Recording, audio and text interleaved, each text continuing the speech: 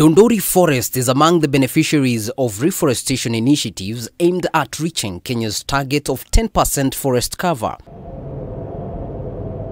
In the last 2 years, the Kenya Forest Service, in collaboration with ITF and Wezesha community-based organizations, have been incorporating locals in efforts to curb tree poaching and stem forest fires, two of the biggest threats to the resource. They are able to be food secure throughout and food sufficient throughout all the year, where communities get income or tokens by participating in a reforestation program. Communities are able to supply seedlings for reforestation program where they get income. Communities are involved in the nurturing, maintenance and sustainability of our sites, where they are engaged as community volunteers to nurture the trees and also add a social fence around the program. The collaboration has been sensitizing the over 3,600 members of Dundori Community Forest Association on climate change, offering training on afforestation initiatives and helping them to find alternative sources of livelihoods that do not destroy the forest.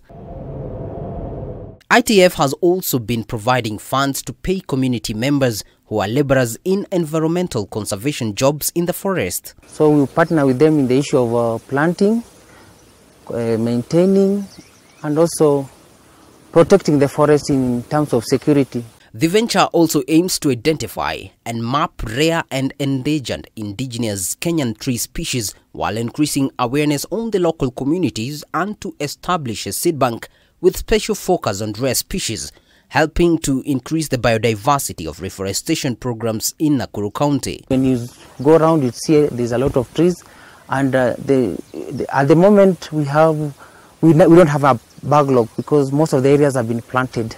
81,500 indigenous tree seedlings have already been planted in the forest in the past 3 months through the joint program. Dundori Forests covers 3,609 hectares, out of which 1,773 hectares are occupied with plantations. 1,553 hectares are under indigenous forest cover, while bushlands occupy 385 hectares.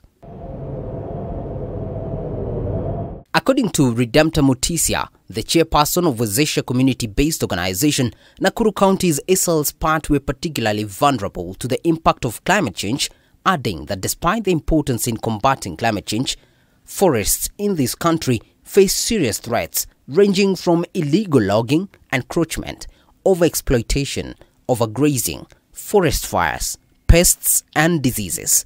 44-year-old Rose Wangoi is a beneficiary of the training. She owns a well-established nursery with seedlings of various fruit trees as well as indigenous tree species that are being replanted in the forest to replace those previously cut. 17-year-old Eliud, a student and an innovative farmer, indicates he has started making deposits at his new indigenous seed bank based on knowledge acquired in the conservation program. His bank is currently home to a variety of seeds of tree species such as Acacia abyssinica, Lucan, Agasu moringa, fever tree, African olive, red stinkwood, and Meru oak, among others.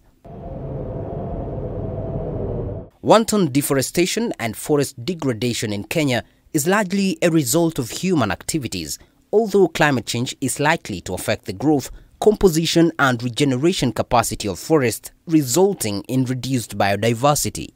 David Kagina, K24.